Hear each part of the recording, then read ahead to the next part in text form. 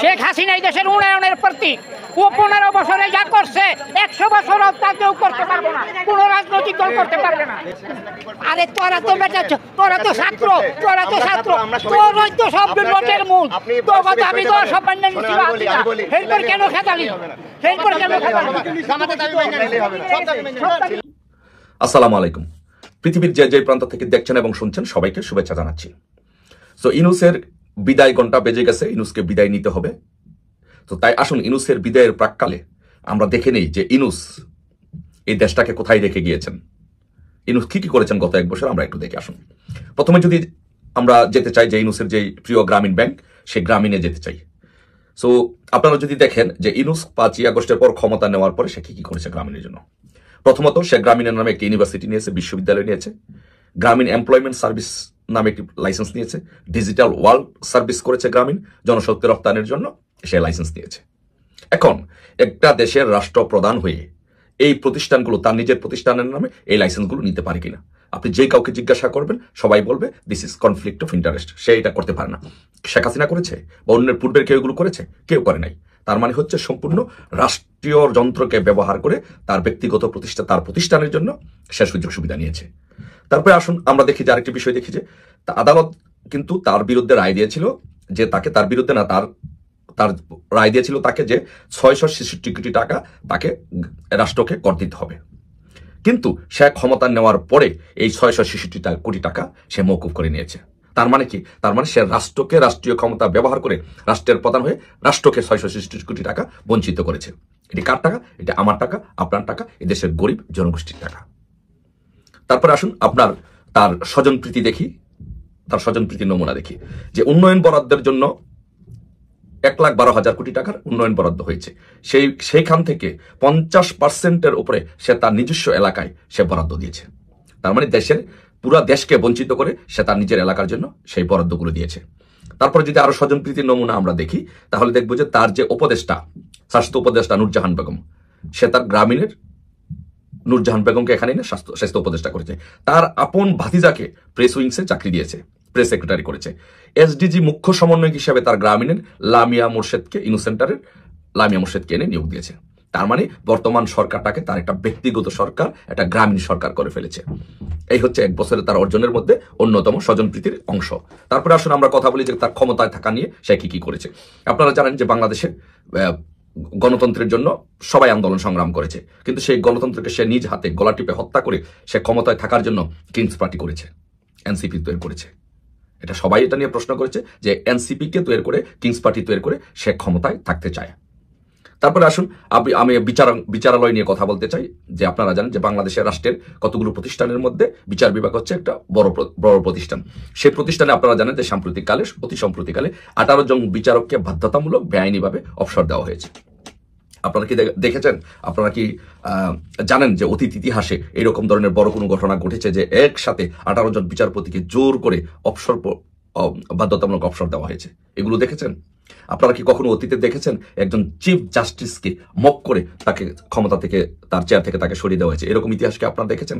আপনারা কি দেখেছেন কখনো যে স্কুলের শিক্ষককে জোর করে মপ করে তাদের পদ থেকে অধ্যক্ষদেরকে সরিয়ে দেওয়া হয়েছে, বিশ্ববিদ্যালয়ের বিসিদেরকে সরিয়ে দেওয়া হয়েছে, বিচারপতিদেরকে সরিয়ে দেওয়া হয়েছে? এগুলো আপনারা কখন দেখেছেন ইতিহাসে? বাংলাদেশে এগুলো কখনো, ইতিহাসে এগুলোর কখনো নজির নেই। এই নজিরগুলো বাংলাদেশে স্থাপন করেছে। তারপরে আপনারা যদি দেখি যে সাবেক প্রধান বিচারপতি খায়রুল হককে গ্রেপ্তার করা হয়েছে। কিসের উপরে গ্রেপ্তার করা হয়েছে?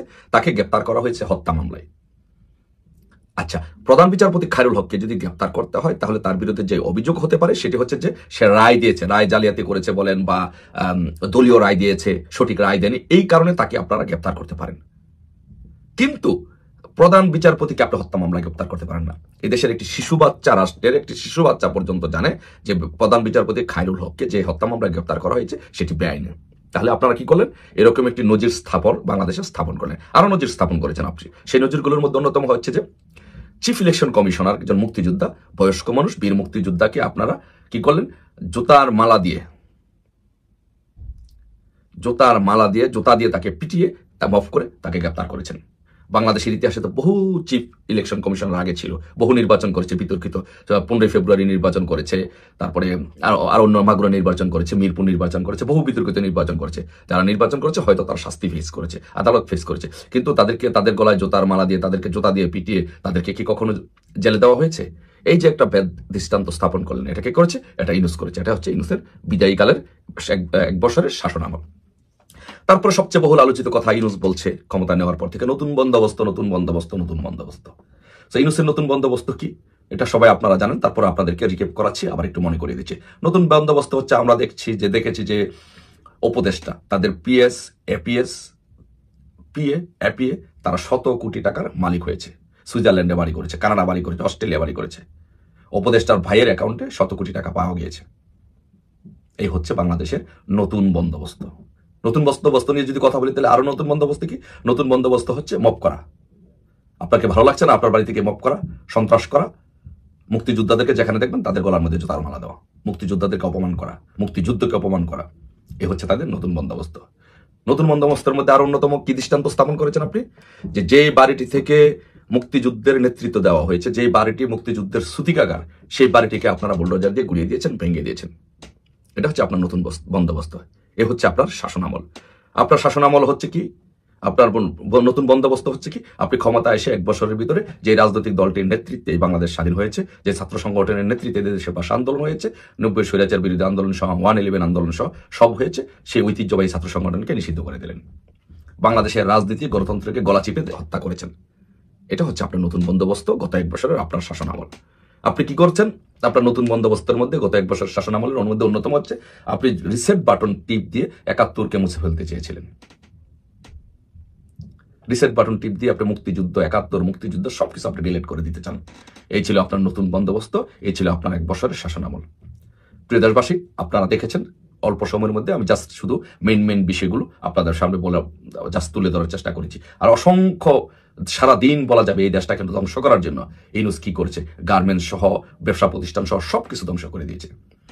তাই ইউনূসের বিদায় ঘন্টা বেজে গেছে, ইউনূসকে যেতেই হবে। 1 বছর হয়েছে, তার 1 বছরের বিদায় ঘন্টার বিদায়ের সময়, তার বিদায়ের প্রাককালে তার 1 বছর শাসনামলটা আপনাদের সামনে তুলে ধরলাম।